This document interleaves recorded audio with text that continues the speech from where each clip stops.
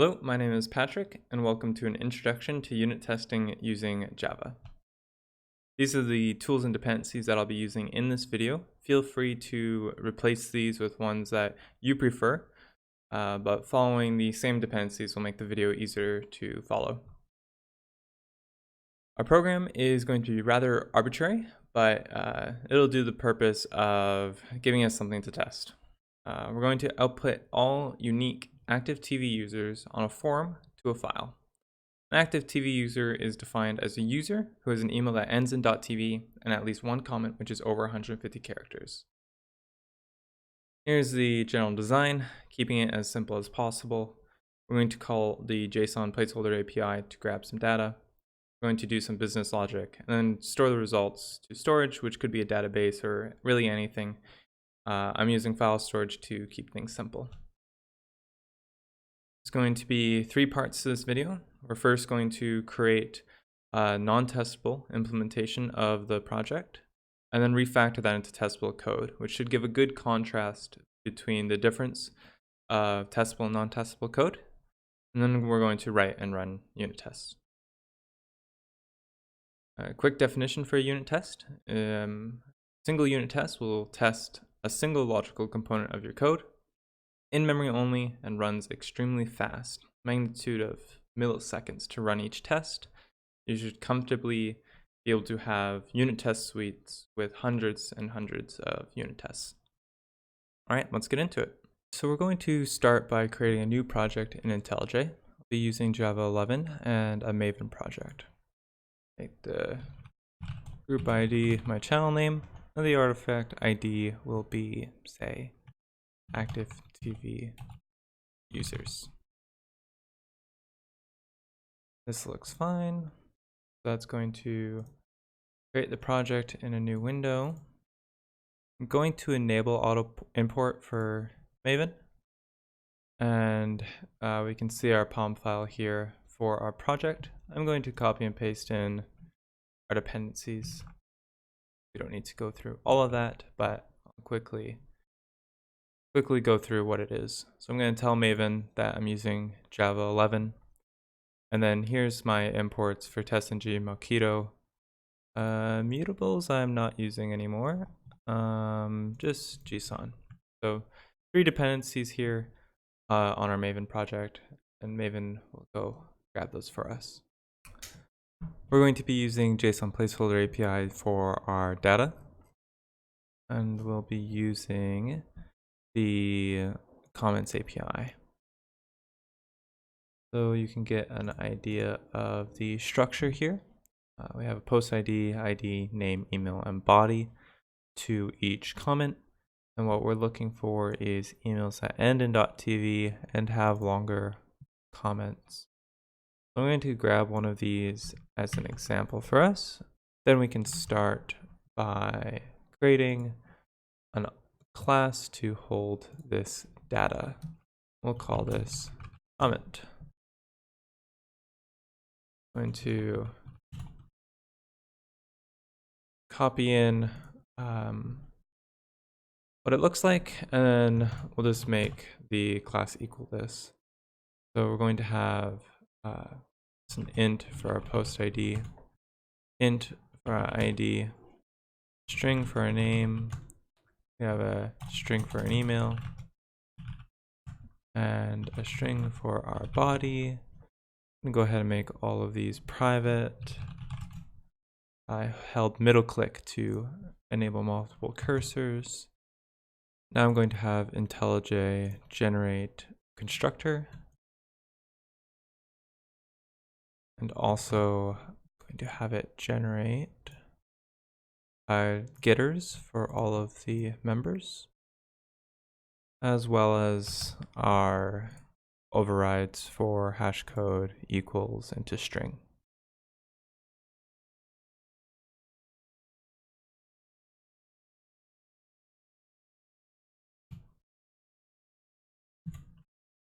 One more for toString. And now we have a pretty functional plain object to store our comments. Like I mentioned earlier, we're going to be creating a non-testable version of this project first. The way that we're going to do that is pretty much define everything in a single main function. The first thing that we're going to do is create an HTTP client to grab our API, to hit our API. The default client here will work fine. Now we're going to have the client send an HTTP request. We need to make our request first. Request. This will just be called a request.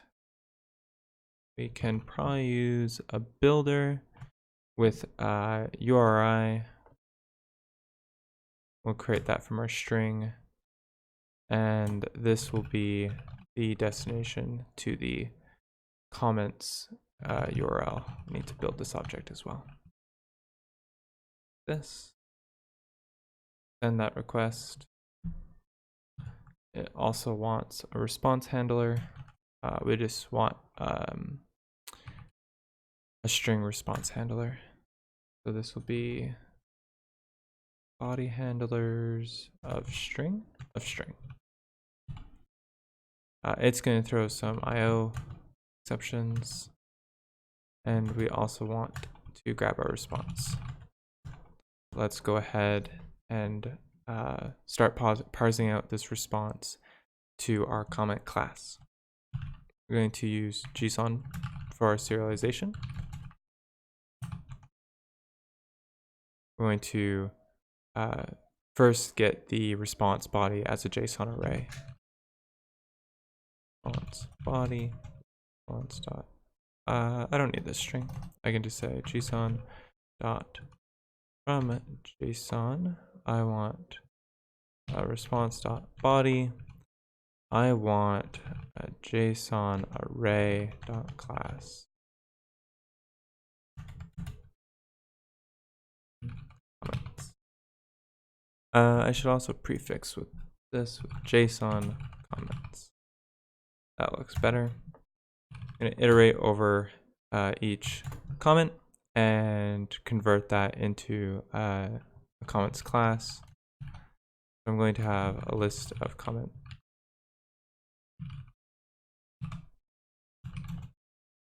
Oh, this will just be an array list.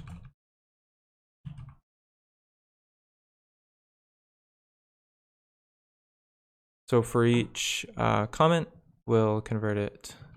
So we can say single comment equal to JSON dot from JSON, the JSON comment,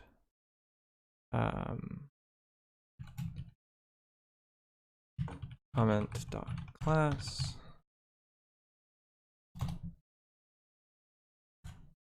and we'll add that to our array.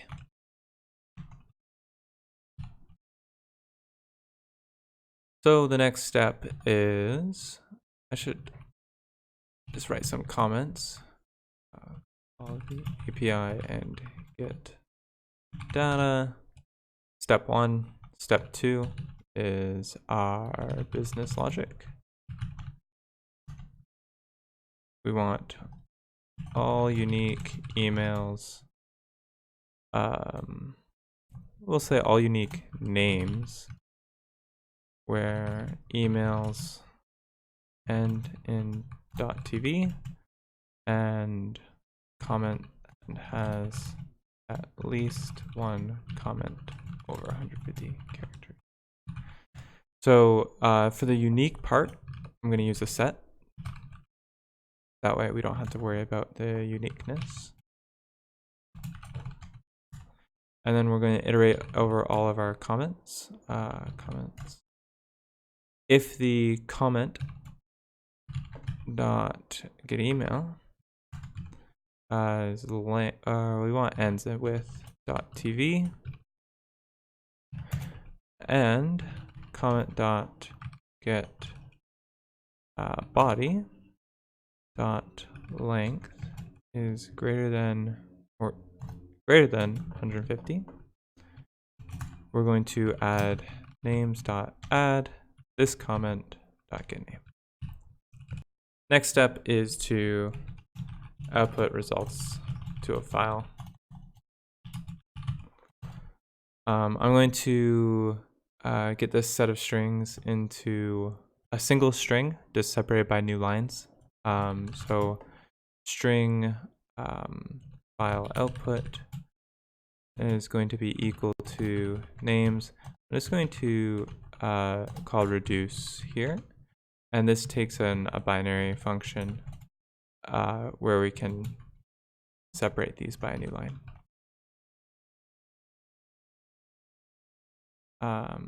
Reduce. Something's not happy about this. It's an optional. So we can say or else throw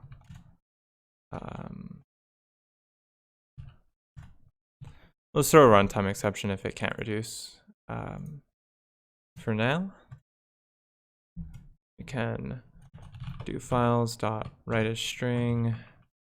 We want our path dot of. Let's just call this output dot text. Our body, and that's it. So if I now run this program, run successfully, I get an output file with the text here. All right, so now the program works. We've done some manual tests, but now we want to write unit tests. The way the current code sits, we're not easily able to create a unit test. We can try to see what happens here when we create a unit test. I've also realized that I don't have this in a package, so I'm going to go ahead and throw this in a package real quick. I'll call this TV users. All right, so let's try to create a test, and that should demonstrate why this code isn't testable. So let's get a package in our test directory, and we'll just call it main test.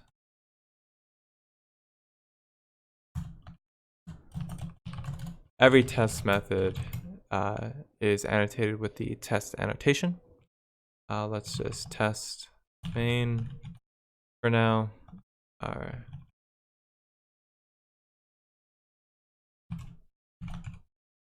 So we want to test our main class. It is a main function, and it's in a static context here. So I can run this test, and this is technically a unit test in the sense that, or it's annotated with a test annotation. It runs. I can see it run. It passes, but if you remember what I said earlier, tests are extremely quick. This took 870 milliseconds. That's way too long for a unit test. Why is it taking that long? Because main is actually calling an API here. It's also doing file IO. These are expensive operations, and they take a while. One's depending on network. One is depending on something outside of memory. We can expect these to take a while. And we don't really have any assertion. So how can we assert that this test has passed? Right now it's passing because it ran successfully, but it's also non-deterministic. So non-deterministic being the test could fail. So if I were to say cut my internet connection, or there's some packet loss, or I don't know, this test could fail and throw an exception. Also, say if I didn't have permissions to write the file, it could also potentially have an exception thrown, different things like that. So we want to fix these and have unit tests which run in memory can be asserted against. So let's get rid of this test and start refactoring our code. To make this code testable, we're going to refactor it. And by refactoring it, we're going to decouple our business logic from our API call and our file writing. The way we're going to do this is use what are commonly referred to as wrappers. We'll essentially wrap the client and the file writer into their own classes. And then we'll have our main program also in its own class, which will have dependency injection which will take in those wrappers. So I've already gone ahead and refactored the code, but let me show you around with what I did. So the first chunk of code here, calling the API. This is the HTTP client wrapper. I just call it my HTTP client. What we have here is our HTTP client, which I put into a static context here, which is fine, and getResponseBody method. This just takes the URL and returns the response body as a string. So 2 lines of code here, very simple. Wrappers are not meant to be complicated because essentially there's no intention to test this code. This will be covered by other testing aspects such as integration tests, but we're not going to unit test this code in this video. Next was the file writer. Similar idea is I am defining the output for the file and then writing it to the file. Similar idea, I do not plan on testing this code in this video. This is not really our core business logic, which we want to test, which is here. So our main program now becomes filter TV users. We put our JSON instance in a static context, which is fine. We have our dependency injection as private final members of the class. We do constructor dependency injection. We're doing 4 things. We're grabbing the response body, we're deserializing it, we're filtering it, and then we're writing it to a file. So this is the core of our program. And we have 2 methods here for deserializing and to get the TV users. These are pretty much all just copy and pasted in from our original main function. I'm going to go ahead and delete this. And now show you what our main function becomes. Our main function needs some concept of our main program. And we need 2 arguments here. So let's give it our file writer and an instance of the client. And now we can say output TV users. And here's our main function. So if I go ahead and delete this output text, and I rerun the program, we can see that our refactor worked. We still are getting an output. The program is doing the exact same thing, but our main function has become very minimal. All right, so now time to create some tests for our actual program here. Let's go ahead and create a Java class.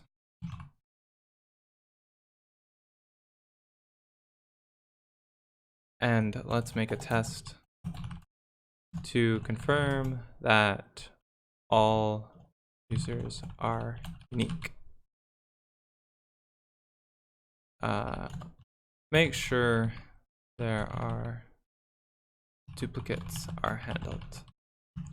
Now this is sort of by definition because we are returning a set here, but we'll still go ahead and show and confirm this logic with this test.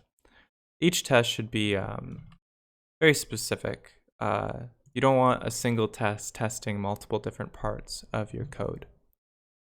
So we're going to need to set up mocks now. We have a file writer, make these private.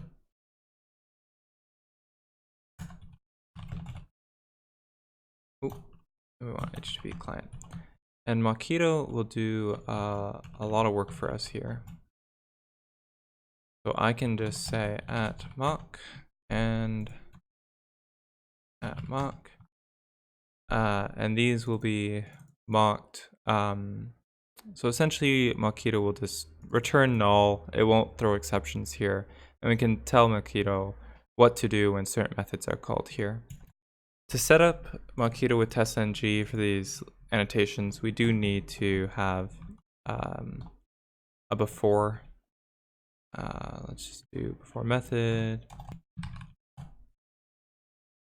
I normally call this like setup.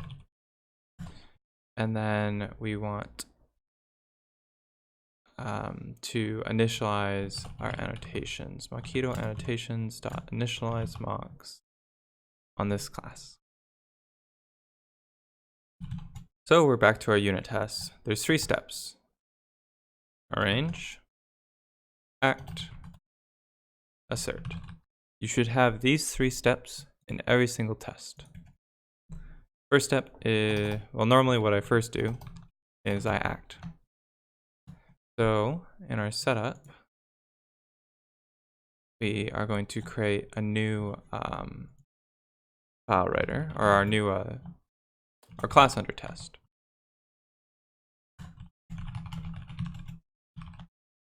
Let's initialize this here. And we're going to give it our mocks, our file writer, and our HTTP client.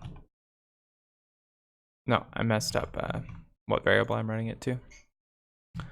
So our act here will be to get TV users. We're going to pass in a list of comments, and this is where our arrange step comes in. So we need a list of comments to pass in.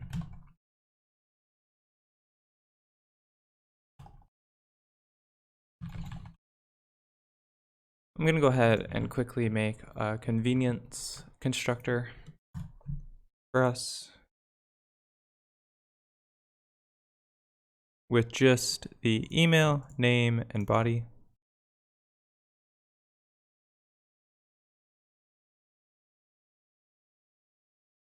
And we're going to make comment A equals new comment.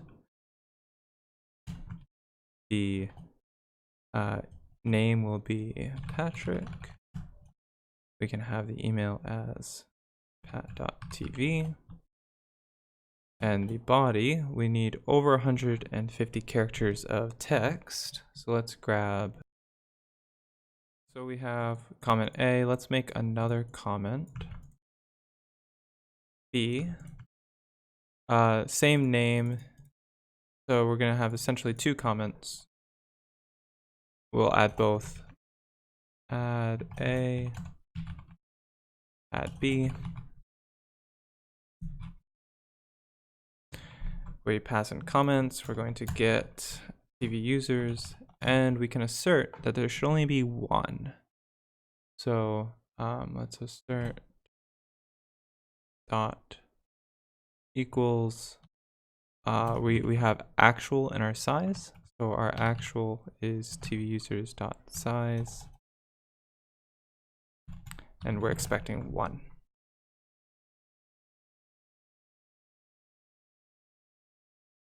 All right, so that test passed. We can see that here, and we can also see a much improved time. This test took 2 milliseconds. That is significantly better than the previous test. Now, mind you, it did take 500 milliseconds to start up. That's initializing the mocks and different things like that, but the individual tests only took 2 milliseconds, which is great. Let's run some code coverage. So you can, in IntelliJ, you can click and say run with coverage, and that will show you which lines of code are being hit. So we can see that of the package TV users, I'm hitting 30% of my line coverage. Let's have a look at what lines I'm hitting. We can see that this method is fully covered.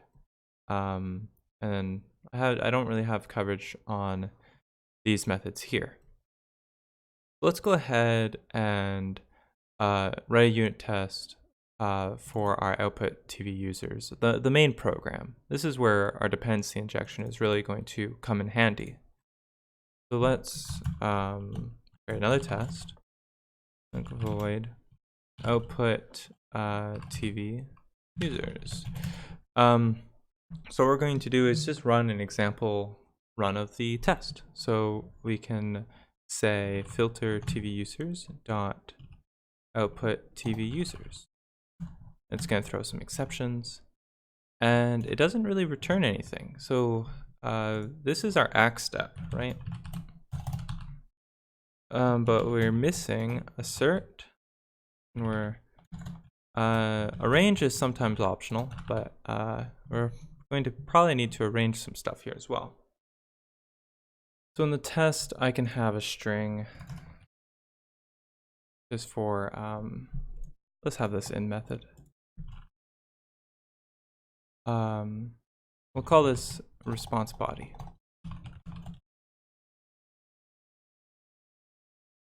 Now, it looks a little crazy, but IntelliJ did me some favors, put some new lines in. I'm going to go ahead and finish off the JSON array here. And this is what our response body looks like. We can, now we want to tell the client to return this response. Let me just show you what happens when we run this test now, though. If we run this for test, we'll likely get a null pointer exception, and we can see that we're getting null pointer exception on our JSON comment list once we start to try to iterate over it.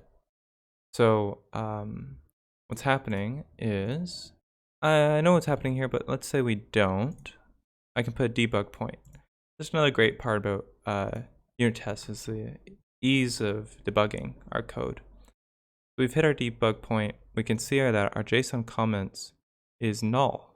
Why is that? That's because our response body is null. We make another debug point and we rerun here.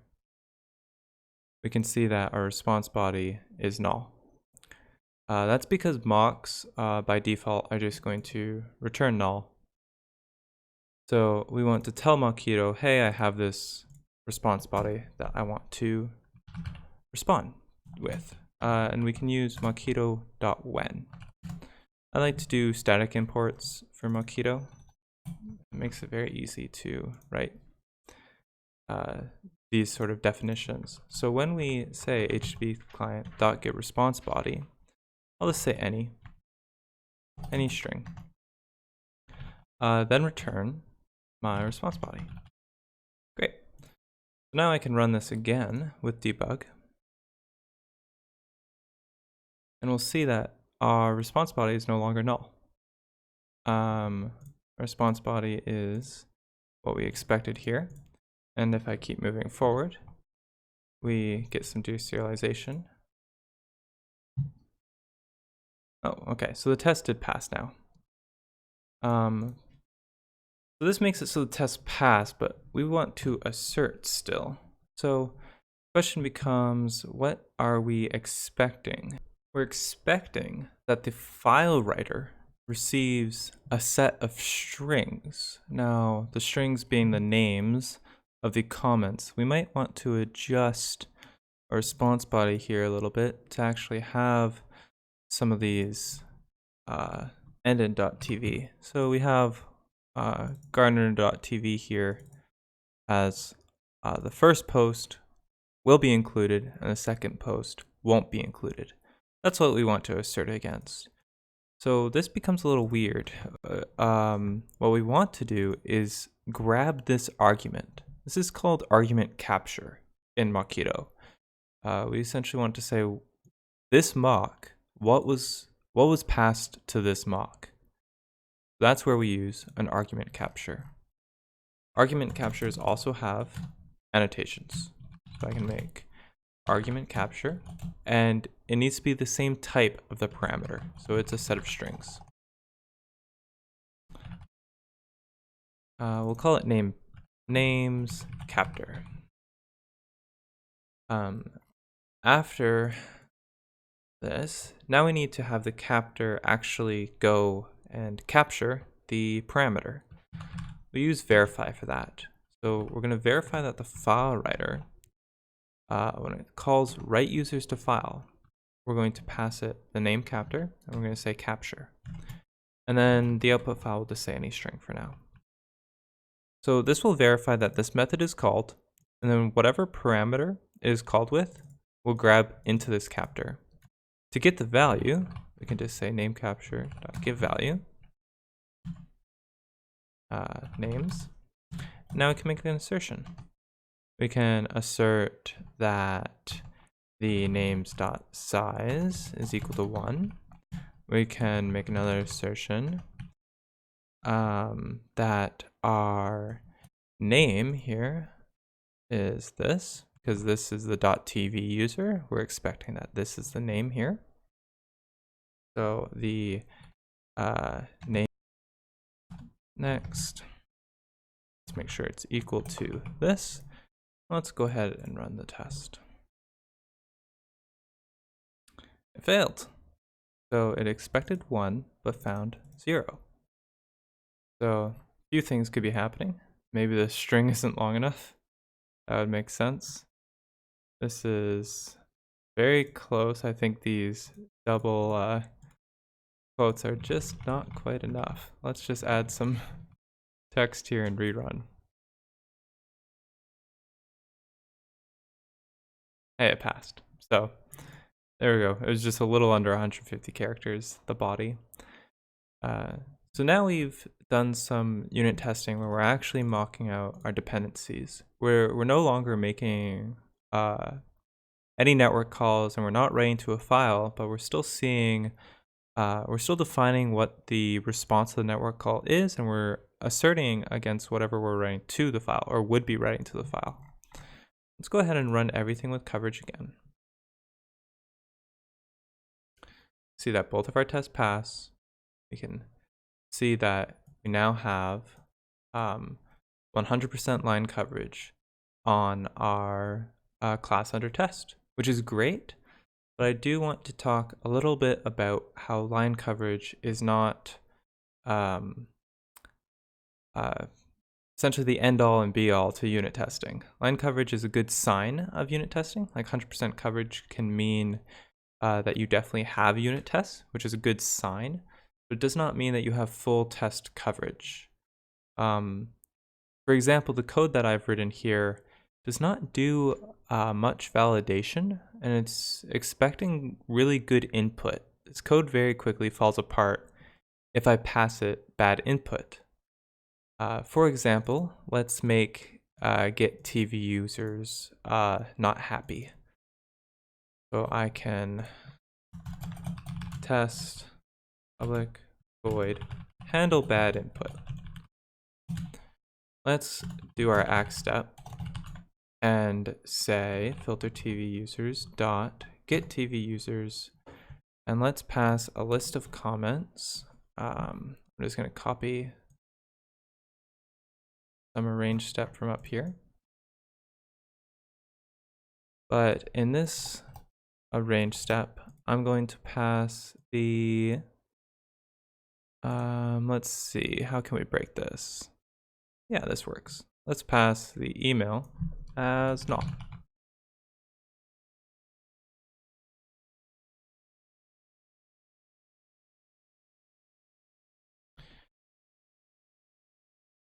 So we can see that this test fails. We're getting a null pointer exception. Our code doesn't have a bug, but it doesn't have really good validation. We should really throw in a legal argument exception or something more reasonable here if the comments are not valid. I'm not going to go ahead and do all that. If you want to, you can improve this source. I just wanted to make a point that 100% coverage does not mean perfect tests. Thank you for watching. Let me know if you liked the video by liking and commenting. I expect to create more Java testing videos in the future. If you want to see those, make sure you subscribe. Thank you.